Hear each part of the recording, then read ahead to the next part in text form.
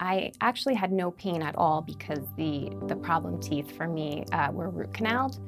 So my dentist saw something questionable in an x-ray and referred me to Dr. Kim.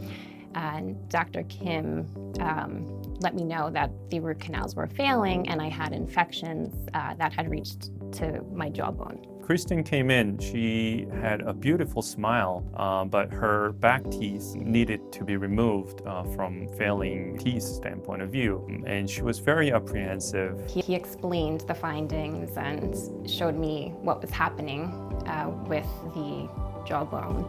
He told me I would need the 3 teeth extracted and I would need bone grafting to replace the bone that I had lost due to the infection. And then at a later date, I could have implants placed. She has 1 implant to be restored, and once that is completed, she will have full complement of teeth that she'll be very happy with and comfortable with.